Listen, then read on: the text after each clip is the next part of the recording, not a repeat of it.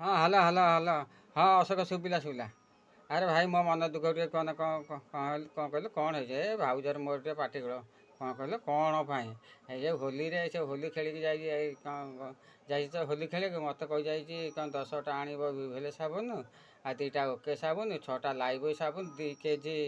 Surf Excel. ମୁଁ ଏଗୁଡ଼ା କ'ଣ କରିବୁ କି? ମୁଁ ସବୁରୁ 2ଟା ଆଣିଥିବା ସେ ମୋ ଉପରେ ରାଗି ଆସିକି ମୋ ରାଗିଛି କହିଲା ଏତିକି ମୋର ହେବ। ମୁଁ କ'ଣ କରିବ କି ଏତେ ଗୁଡ଼ିଏ ତା ଭିଭେଲେ ସାବୁନ ମୁଁ ମାରି ଆସିବି ମୋ ଲୁଗାରେ ବି ମୁଁ ଲୁଗା କ'ଣ କଲର୍ ଛାଡ଼ିଲା ପର୍ଯ୍ୟନ୍ତ ମାରିବି ଆଉ ମୁଁ ଓକେ ସାବୁନ କ'ଣ କରିବି ଆଉ ଓକେ ସାବୁନ କାଚିବି କାଚିକି ସଫା କରିବି ଆଉ ମୁଁ ଇଏ କ'ଣ ଆଉ 2 କେଜି ସର୍ଫ ଏକ୍ସେଲ କ'ଣ କରିବ? କହିଲା ଆକାଶ ସେ ରଙ୍ଗ ଛାଡ଼ିବ ଯେତିକି ରଙ୍ଗ ଆମେ ମାରିଯାଉଛୁ ସେତିକି ଛାଡ଼ିବ 2 କେଜି କ'ଣ 3 କେଜି ଦରକାର ନା ଆଉ ତମେ କାହିଁକି ଏତିକି ଆଣିଛ ଭାଇ କହିକି ମୋ ଉପରେ ପାଟି କରୁଛି ଆଉ ଝଗଡ଼ା ଆଉ କହିଲା ଆଜି ରୋଷେଇ କରିବିନି ଆଉ କାହିଁକି ଭିଭେଲେ ସାବୁନ 10ଟା ନ ଆଣିକି ଅଳ୍ପ ଆଣିଛ 2ଟା ଆଣିଛ ଆଉ ଲାଇବୋଇ ସାବୁନ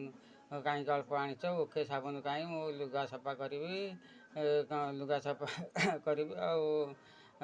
ସର୍ଫରେ ସେ କ'ଣ ଛାଡ଼ୁଛି ଭାଇ ଏଇସବୁ ଦରକାର ହେଲେ ଆମେ ଏଇସବୁ ଜିନିଷ ହେଲେ ଯାଇ ଛାଡ଼ିବ ଆଉ ତାପରେ କହିଲା ଖଟା ବି ଆଣିଥିବ ଆଉ ଯଦି ନ ଛାଡ଼ିବ ଖଟାରେ ସଫା କରିଦେବି ଆଉ ଭାଇ ମୁଁ ଆଉ ଅଳ୍ପ ଅଳ୍ପ ଆଣିଥିବା ସେ ରାଗି ଫାୟାର ହେଉଛି